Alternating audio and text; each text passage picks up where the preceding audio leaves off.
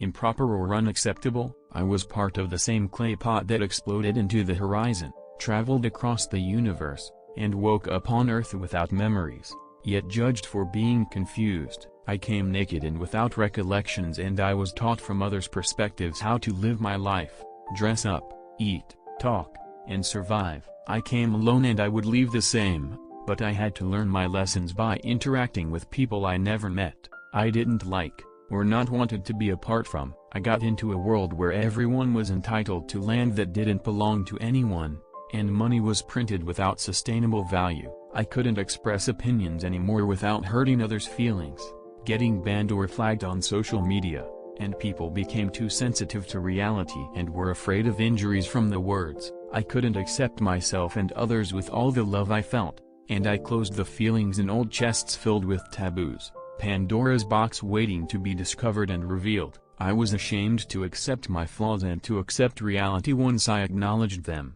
and I created a small world where walls were made of glass and I pretended no one saw me when I tried to hide behind curtains. I swept under the rug feelings and I locked the doors, burned bridges, and left my dreams behind. I used to live just to survive, and I faced lonely nights like the harsh weather tearing off my flesh. In the greatest conditions that humanity could experience, I couldn't accept myself. I lacked confidence. I used filters and adopted extreme appearances. I was lost in too many details and everyone else was wearing a false mask. I was not accepting reality, and everything was based on feelings and experiences. How was I able to survive if I couldn't even know myself?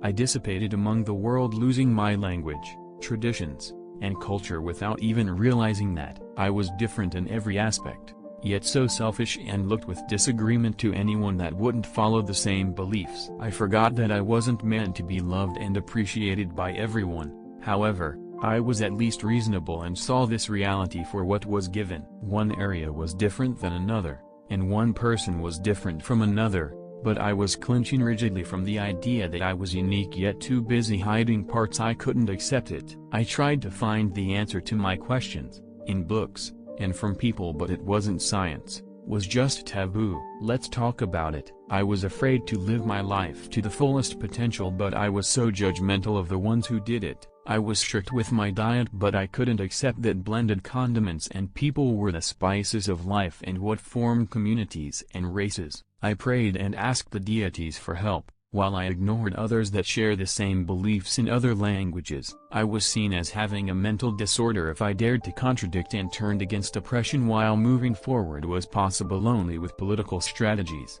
rules, and regulations. I lost time and wasted potential in a world where resources were enough for all, only if it was allowed for everyone to use them. The knowledge could save me from hypocrisy, only if I would use it and be aware of possibilities. I was not meant to follow rules and be obedient, either suppressed or punished, just aware that life lasted only how much I was able to provide and brought my contribution. I haven't considered that excess and lust were always sinning, but ways of experiencing life, and moderation and chastity did not guarantee a place in heaven. I got the life without trial and demo version, and the only certainty I had was that one day I would die. I had to try and see what was working for me. There was a probability for everything else, but what was real when not even eye-witnessing was certain? If holistic therapy was a way of healing, why we had to ingest prescripted medication to cure ourselves? If natural resources were a beneficial source of life,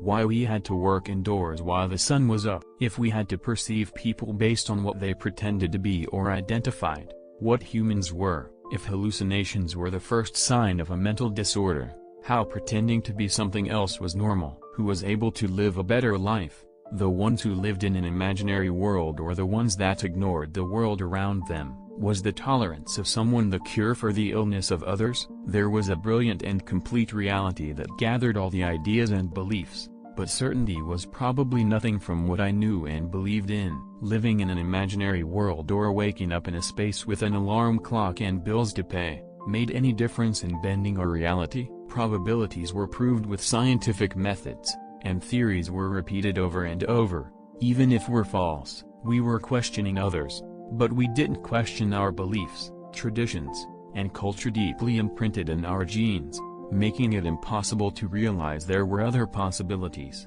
Between all we agreed and disagreed with, there was always something taboo. Let's talk about it. I placed my thoughts and beliefs in a row with a domino effect, and once I demolished the first piece, what followed came tumbling down without the possibility of reverse. The sins, the broken vows, the realities torn apart, the beliefs crumbled, everything made my reality scream from painful skepticism. What was real? What was known? What was life? What was improper or unacceptable? I was influenced. I was confused. I derailed from my way, and I was kept in a society that changed my perspective on religion, social life, and health, creating divisions and separations. I had no enemies, but I was made to fight against others, different from myself, yet from the same atoms. I was not owned and didn't have a master, but neither owned anything without getting myself in debt and signed a contract. I had only one chance to live and experience life on earth to the fullest capacity,